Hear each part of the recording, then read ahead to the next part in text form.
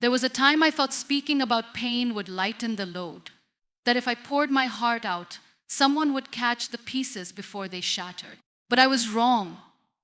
I learned that the world listens with curiosity, not always compassion.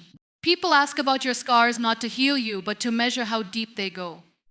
And when the wounds bleed again, they disappear, too busy to care, too distant to help. Your wounds are sacred, not because they are pretty, not because they make for good stories, but because they are proof that you felt, that you lived, that you survived something the world may never fully understand. They are not decorations for display or topics for casual conversation. They are sacred because they are yours, deeply personal, intensely emotional, and etched into your soul in ways no one else will ever truly comprehend. There's a quiet dignity in pain, a kind of invisible power in the way it shapes you without ever asking for permission. Your wounds carry memories that no one else saw. The nights you cried yourself to sleep, the mornings you got up anyway, the silent prayers whispered through clenched teeth, the courage it took just to breathe. All of that, it lives in your wounds, and that makes them sacred. Because in them there is truth, there is growth, there is resilience, but the world doesn't always honor what is sacred. It asks for your story, but not for the sake of understanding, for the sake of curiosity. It wants to know how you broke, but not how you healed. It wants to hear about your pain, but not sit with it. And so we learn to dress our wounds up, make them palatable, even poetic, just to be heard.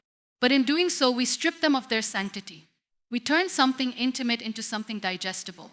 We lose the quiet, powerful intimacy of what it means to hurt and heal in our own time. Your wounds are not lessons for the world to learn from. They are not warning signs or cautionary tales.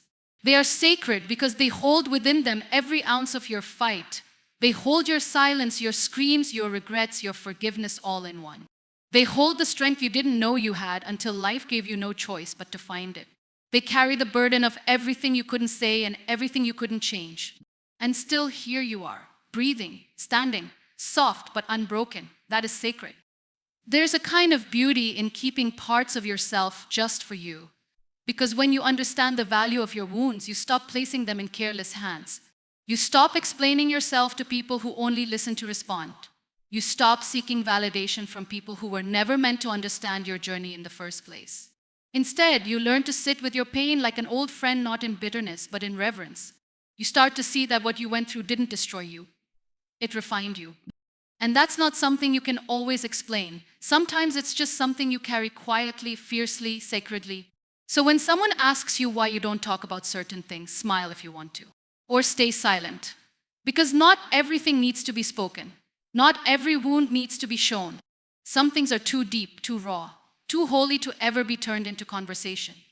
And that's okay. Your silence isn't emptiness. It's protection. It's wisdom. It's a sign that you finally learned that your pain is not a currency to buy empathy.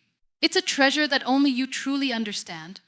That's why your wounds are sacred. And that's why not everyone gets to see them. Pain is your private teacher.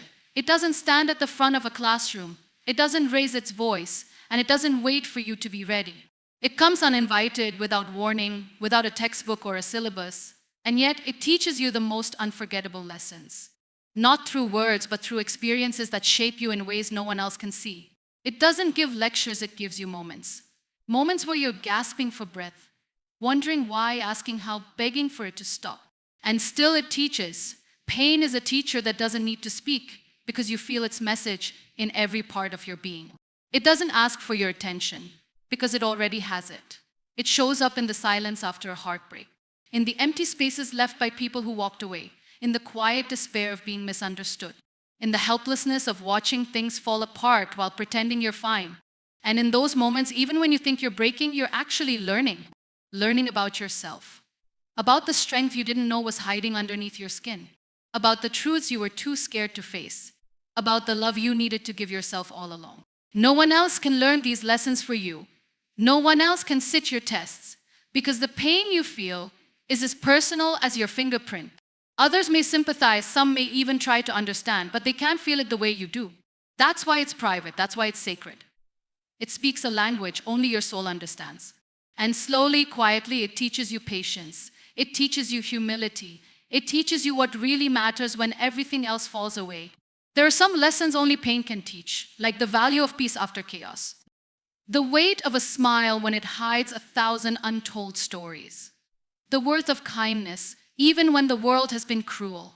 It teaches you how to sit with yourself, how to breathe through the aching, how to rebuild when you have nothing left. You learn that you are more than your worst moment. You learn that even in your most broken form, there is still beauty in you, still hope, still light. And pain doesn't just teach you about survival, it teaches you about compassion. Because once you've been there, once you've sat in that darkness, you recognize it in others. You become softer with people, even when they seem cold. You understand that everyone is fighting something they may never speak about. You stop judging, you start listening, you start showing up not with advice but with presence. Because you know how it feels to need someone to just sit beside you in the silence. Pain teaches you that healing isn't linear, that some days will feel like progress and others like relapse. That sometimes growth looks like getting out of bed, sometimes it looks like staying in bed. It teaches you not to measure your worth by your productivity, but by your resilience. It shows you that crying is not weakness, it's release. That asking for help is not defeat, it's strength. That falling down doesn't erase your courage, it simply reminds you to rise. And through it all, pain remains beside you not as your enemy, but as a patient, persistent teacher. One that you may never thank, but one you will never forget. Because after it's done teaching, it leaves something behind. A version of you that is softer, wiser, stronger, and more real than you were before. A version of you that carries the lesson even long after the pain is gone. The world sympathizes but rarely understands. It's easy to say, I'm sorry you're going through this, or stay strong, or things will get better. Those words come quickly, smoothly, almost as if they've been rehearsed. People mean well most of the time, they really do. But sympathy is not the same as understanding. Sympathy is standing outside the storm and watching it from a safe distance. Understanding is stepping into the rain with you, not to fix it, but to feel it, even just for a moment. There's a loneliness that comes with pain, not just because it hurts, but because of how isolated it makes you feel. You can explain it over and over, try to put it into words, try to make someone else see what's going on inside you. But there are some experiences that can't be translated. Some feelings don't fit neatly into sentences. And even when someone listens, nods, and offers their sympathy, you can still feel the gap, that quiet space between being heard and being truly understood. You notice it in the way people shift uncomfortably when your pain makes them uneasy. How they offer solutions when you just needed someone to sit with you. How they look away when your truth is too raw. How they change the subject, not out of cruelty, but because they don't know what to say. And that's the thing, most people don't know how to hold pain that isn't their own. They care, but from a distance. They wish you well, but they don't want to see the mess. They want the strength, the survival story, the comeback, but not the crying on the bathroom floor. Not the nights you couldn't sleep, not the numbness or the anxiety or the exhaustion that doesn't go away just because they told you everything will be okay. True understanding requires effort. It requires patience, presence, and a heart willing to sit in discomfort. It means being there without trying to fix, listening without judgment, holding space without needing to fill it with advice. But we live in a fast world, a world that prefers quick answers and clean endings. A world that praises resilience but skips over the suffering that builds it. So you learn to keep things to yourself. You smile when you want to cry. You say, I'm fine when you're falling apart. You learn how to be your own comfort, because sympathy can't always reach the places that hurt the most. And yet you don't blame people. Not really, because you've done it too. You've offered words instead of presence. You've nodded politely while someone spoke of something you didn't fully grasp. It's human. We're all just trying. But once you've been on the other side, once you've known the silence of not being understood, you start to crave connection, not pity. You begin to realize that one person who truly understands you is worth more than 100 who simply feel sorry. So you stop expecting understanding from everyone, and instead you start to cherish the rare ones who offer it. The ones who sit with you in the dark, who don't rush your process, who don't flinch when you show them the parts of you that aren't easy to carry. You learn to honor your own journey, even if others can't fully comprehend it. Because at the end of the day, sympathy is common, but understanding, that's rare. And in that rarity lies something deeply sacred. Silence is not weakness. It is not the absence of thought, emotion, or power. It is often mistaken for surrender, but more often it is a sign of remarkable strength. The kind of strength that doesn't need to be loud to be real. The kind that holds its ground without the need to explain, defend, or justify. In a world that values noise, opinions, and quick reactions, silence is a quiet rebellion, an act of self-preservation and deep inner wisdom. People often assume that if you're not speaking, you're powerless, that if you're not shouting back, you've accepted defeat. But silence isn't always about losing. Sometimes it's about choosing not to waste your energy proving your worth, choosing not to argue with those committed to misunderstanding you, choosing to walk away rather than be pulled into chaos. It's not that you have nothing to say, it's that you've learned not everything deserves your voice. There are moments when silence speaks more than words ever could. When you're in pain and can't find the right way to describe it, your silence becomes a language of its own. When you're angry, silence can be the wall that stops you from saying something you'll regret. When you're grieving, silence is the only space wide enough to hold your sorrow. It's in these moments that silence becomes a sanctuary, a place to breathe, reflect, and gather the strength to continue. It takes strength to sit with your feelings without trying to mask them with noise, to allow discomfort to exist without rushing to fill it. It takes courage to hold your tongue when every part of you wants to fight back, to remain still when the world demands a reaction. It takes maturity to understand that not every battle requires your involvement, not every insult requires your reply, and not every question deserves an answer. Silence can also be a form of healing. When your world has been loud with pain, rejection, or confusion, silence allows you to return to yourself. It gives you the space to rebuild, to process, to listen to the voice inside that's been drowned out by everyone else's expectations. In silence, you find clarity. In stillness, you begin to understand what really matters, what really hurts, and what you need in order to move forward. There is a kind of grace in silence, a quiet dignity in not airing every thought or every struggle. Not because you're hiding, but because you've learned the value of keeping something sacred. When you no longer need validation, your silence becomes a boundary. When you no longer seek approval, your silence becomes peace. And when you no longer feel the need to be understood by everyone, your silence becomes freedom. The world often teaches us to be loud, to defend ourselves, to always explain, to always fight back. But true power is knowing you don't have to. That your truth doesn't lose its value just because someone else can't see it. That walking away doesn't make you weak, it makes you wise.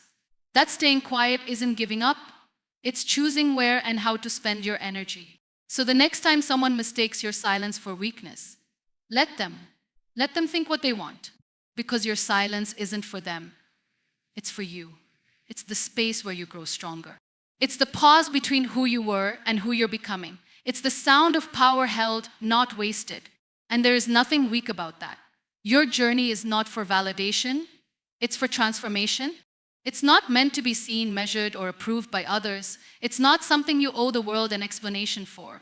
The path you walk, messy, painful, uncertain, and sometimes unbearably slow, is not a stage for applause or a display for admiration. It is a sacred unfolding, a personal becoming. And while others may watch, comment, or even judge, none of that defines the worth of your experience. Because your journey was never about proving anything. It was always about changing everything from within. There is a quiet danger in living for validation. When you begin to move for approval, you start to shape your choices around what looks impressive rather than what feels right. You begin to filter your struggles, hiding the ugly parts, the doubts, the breakdowns, in favor of something shinier, more acceptable, more digestible. You start performing healing instead of actually healing. And before you know it, you're lost in the image of growth rather than the reality of it. But true transformation doesn't happen in the spotlight. It happens in the shadows, in silence, in solitude, far away from the need to be seen or praised. Transformation asks for honesty. It asks for surrender. It asks for moments where you fall apart completely, not because you fail, but because something deeper is being built inside you. And these moments, they aren't glamorous. They don't look good on paper. They're not the kind of milestones people celebrate, but they are real and they are necessary. Validation is external and temporary. Transformation is internal and eternal. One fades as quickly as it comes, the other leaves you changed forever. People may not understand your path. They may question your decisions. They may not see the steps you've taken in the dark. But that's okay, because the truth is, this journey wasn't meant to make sense to anyone else. Start trusting your intuition. And in doing so, you begin to experience the kind of growth that can't be faked, the kind of change that can't be undone. Transformation doesn't ask you to be perfect. It asks you to be real, to be vulnerable, to be brave enough to face yourself you found, the strength you carry, the love you've cultivated within. So walk your path without apology, without performance, without pretending. Let the journey shape you, not for the world's applause, but for your soul's becoming. Because your journey is not for validation, it's for transformation. And that is where the real magic happens. The ones who love you won't need explanations. They won't sit across from you with questioning eyes, waiting for you to justify your silence, your sadness, or your shift in energy. They won't demand a detailed account of why you're not yourself today, or why you've pulled back, or why your smile isn't quite reaching your eyes. They will feel it not as a burden, but as something sacred. They will know that love is not always about understanding everything. It's about standing beside you even when they don't. You'll know them by the way they stay, by the way they offer their presence instead of pressure, by the way they say, I'm here, instead of explain yourself. These are the people who read between the lines, who notice the tremble in your voice before you even acknowledge it. They don't love you for your performance. They don't love you for your strength alone. They love you in your quiet moments, your mess, your confusion, your pause. And in doing so, they give you the rare freedom to just be. Sometimes life will pull you under in ways that are hard to describe. There will be pain too complex to turn into words. There will be fear you don't even understand yourself. There will be seasons where you can't articulate why you need space, why you've gone quiet, why everything feels heavy. And those who love you really love you will not push for explanations.